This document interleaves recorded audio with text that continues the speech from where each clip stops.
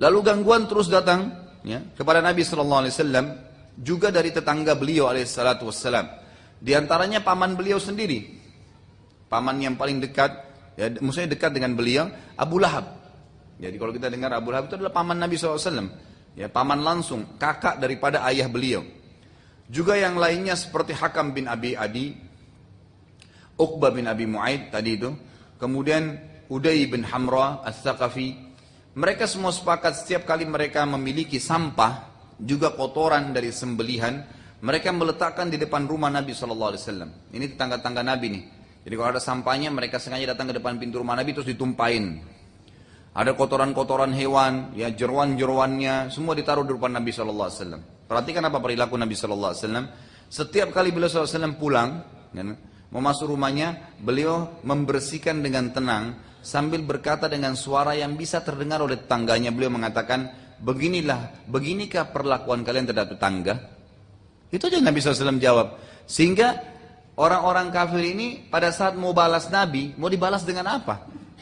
Tapi kalau seandainya Nabi angkat juga sampahnya, dibuang lagi ke rumah mereka, maka jadi panjang lagi ceritanya, gitu kan? Tapi kalau ini, beginikah cara kalian bermuamalah? Udah diangkat sampahnya, selesai.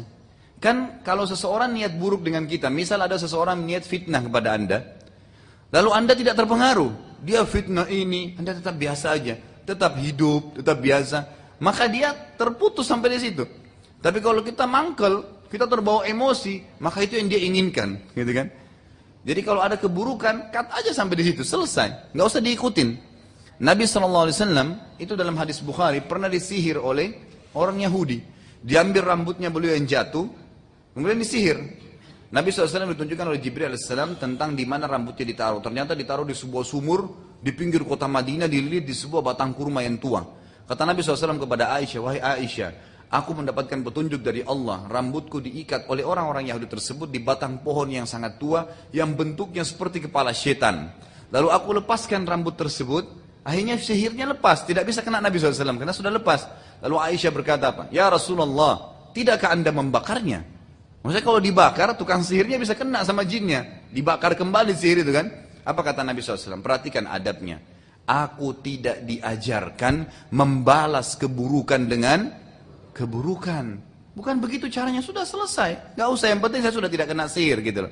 Karena untuk apa habisin energi, untuk apa habisin waktu gitu kan. Kita selalu dicaci maki oleh seseorang, udah tinggalin aja. Untuk apa kita berdebat, marah-marah sama dia, gak ada gunanya. Udah tinggalin, selesai. Insya Allah Allah yang balas kok. Kita harus yakin kita punya Tuhan. Allah Subhanahu Wa Taala punya cara. Sekuat apapun manusia itu dia cuma seperti lebih kecil daripada debu. Bumi ini seperti debu di seluruh langit ini. Kata Nabi SAW, bumi ini tidak ada nilainya di mata Allah, ya, atau tidak mengalahkan nilainya setengah, ya, sayapnya lalat. Setengah sayapnya lalat itu lebih bernilai di mata Allah dibandingkan bumi ini semuanya. Apalagi kalau seseorang berbuat kesalahan. Kita bukan lemah ya, malah justru kita cerdas, tidak menghabiskan energi, emosi, padahal tidak perlu. Gak usah ditebati, selesai. Kata Allah SWT dalam Al-Quran, wa idha khatabahumul jahiluna, qalu salama. Orang-orang hamba Allah yang pintar adalah orang kalau diajak ngomong, diajak bertengkar sama orang yang bodoh, udah tinggalin aja, ya udah terserah, udah jalan. Gak juga kata Nabi SAW, aku menyiapkan, ya, maksudnya Allah SWT memudahkan untuk beliau, istana di pinggir-pinggir surga bagi orang yang meninggalkan perdebatan walaupun dia benar. Kita udah sampein nih, begini caranya, begini hukumnya. Oh, gini-gini. Ya udah, assalamualaikum. Udah selesai. Untuk apa ribut, habisin waktu? Kenapa kau nggak mau terima? Kenapa begini? Habis energi potensi untuk apa? Kalau kita sudah sampaikan kebenaran, kalau memang dia mau berubah, dia berubah, gitu kan? Udah diingatin. Walaupun nanti ketemu lagi, kapan kita nasihatin lagi, silahkan. Tapi bukan waktunya untuk duduk-duduk, untuk ngobrol, untuk habisin waktu dengan dia, tidak perlu. Dalam hadis Bukhari Muslim juga dikatakan, pernah orang-orang Yahudi lewat di depan Nabi SAW, Nabi sedang jalan dengan Aisyah. Lalu kata orang Yahudi apa? Assalamu alaikum. Assam itu kematian. Kata Nabi SAW, wa alaikum. Apa artinya? Dan untuk kalian. Udah selesai. Aisyah marah waktu itu. Aisyah mengatakan, ya Rasulullah, apakah anda tidak dengar apa yang mereka ucapkan? Aisyah maksudnya, saya dengar nih Rasulullah, mereka bilang Assam. Kata Nabi SAW, apakah kau tidak dengar apa yang saya jawab, wahai Aisyah? Saya udah jawab, wa'alaikum. Ingat, doa kita kepada Allah untuk mereka terkabulkan. dan doa mereka kepada Allah untuk kita tidak dikabulkan. Jadi kalau saya mengatakan wa'alaikum, mereka kena tuh masalah kematian, tapi kita tidak kena dengan doanya dia. Gak usah khawatir. Bagaimana Nabi SAW mengobati permasalahan dengan sangat tenang, gak ada stresnya, gitu kan? Makanya Nabi SAW meninggal umur 63 tahun. Anda tahu berapa rambut putihnya? Mohon maaf ini yang sudah banyak rambut putihnya ya. Nabi SAW rambutnya cuma 3 lembar, 3 helai. Umur 63 tahun. Kenapa? Kata para ulama, karena Nabi SAW tidak pernah marah-marah, nggak pernah ngamuk-ngamuk. Saya tidak bilang yang rambut putih suka marah-marah ya.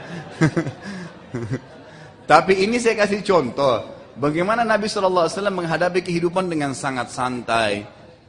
Beliau membalas sebenarnya, tapi balasannya itu lembut, cuma menyakitkan juga gitu kan. Kematian, ya untuk kalian juga. Sudah, assalamualaikum gitu kan. Ini kenapa bagi pengajian gini-gini? Ya, sudah selesai. Untuk apa debat-debat habisin waktu? Ribut untuk itu, tidak perlu. Dan nanti musuh-musuh atau orang-orang yang tidak senang dengan kita ini, mereka akan berhenti sampai di situ. Pada saat mereka tidak temukan lagi jalan, mereka mau fitnah kita nggak layanin, ya sudah. Mereka menggibah kita nggak layanin, mereka terkat, nggak bisa buat apa-apa lagi, kan gitu. Dan Allah punya cara membongkar kedok-kedok mereka dan menyusahkan mereka dari sisi lain. Allah punya cara, nggak usah khawatir gitu. Baik, suatu ketika Nabi SAW sedang sujud depan Ka'bah. Datanglah sekelompok orang-orang yang menyembelih dekat Ka'bah untuk berhala-berhala mereka. Jadi biasanya di dekat Ka'bah dulu itu, zaman Nabi SAW ada 365 berhala. Masing-masing suku punya Tuhan. Setiap hari ada yang datang sujud-sujud, minta, bukan sujud ke Ka'bah, sujud ke patung-patung itu. Ada yang nyembeli unta, nyembeli kambing untuk berhala-berhala mereka. Satu waktu ada sekelompok dari mereka datang menyembeli untuk berhala mereka. Ketika kotoran sembelihan tersebut sudah terkumpul, jadi dibersihin perutnya di situ, kotoran-kotorannya ditumpuk sama mereka. Salah satu dari orang Quraisy berkata pada teman-temannya, siapa di antara kalian yang berani meletakkan kotoran tersebut di atas kepalanya Muhammad sementara ia sujud? Perhatikan ya, Nabi SAW sedang sujud. Ini bukan perilaku yang gampang gitu. Meletakkan dahi kita, ya, meletakkan dahi dan hidung di tanah itu sebuah penghinaan yang luar biasa gitu kan. Itu nggak mungkin kecuali kepada Allah Subhanahu wa taala sebenarnya. Maka Uqbah bin Abi Mu'ain tadi yang meludahi Nabi, ingat yang undang tadi, itu bilang, "Aku." Lalu ia mengangkat kotoran tersebut dan menumpahkan di atas kepala mulia Nabi sallallahu alaihi wasallam sementara beliau SAW sedang sujud dan tidak bergerak. Nabi SAW tidak bergerak, ditumpahin kotoran, diam aja, tetap sujud. Tidak mengganggu beliau, gitu kan? Melihat kejadian tersebut, maka para pemuka Quraisy tertawa terbahak-bahak sampai satu sama yang lainnya condong kepada yang lain gitu. Jadi sampai ketawanya sampai condong gitu kan. Lalu Fatimah radhiyallahu anha anak Nabi sallallahu alaihi wasallam membersihkan kotoran tersebut sambil menangis. Lalu setelah selesai sholat, beliau sallallahu alaihi wasallam berdoa kepada Allah sambil berkata, "Ya Allah, adililah Uqbah bin Abi Mu'ain. Ini yang telah tumpah kepada saya, ambil alih ya Allah." Perhatikan perilaku Nabi ya. Ada orang fitnah Anda, ya Allah, ini orang nih. Selesai. Jadi bukan tangan kita yang bergerak, Allah yang bergerak. Itu bisa dicabut satu urat sarafnya, bisa stroke. Allah bisa berhentiin, nggak bisa kencing, susah, gitu kan? Kencing batu, Allah buat ini banyak caranya Allah. Nggak usah kita punya waktu terbatas. Kita sibukin diri dengan ibadah, sudah nggak usah sibukin dengan kejahilan orang gitu. Perilakukan, Nabi SAW cuma mengatakan, ya Allah, adili Uqbah bin Abi. Bukan Nabi angkat kotoran, kenapa kau lempar ke wajah saya? Dilempar juga, enggak.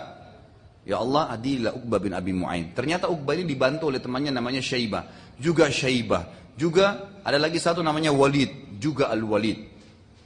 Yang lalu Nabi SAW menyebut satu persatu nama orang-orang Quraisy yang sedang tertawa-tawa itu. Yang terbahak-bahak itu semuanya. Sebagian ahli sejarah mengatakan lebih dari 10 orang. Mereka tertawa terbahak-bahak dari Nabi SAW kena kotoran tadi.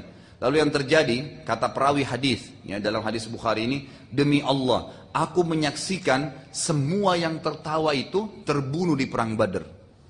Semua yang tertawa itu terbunuh di perang Badar.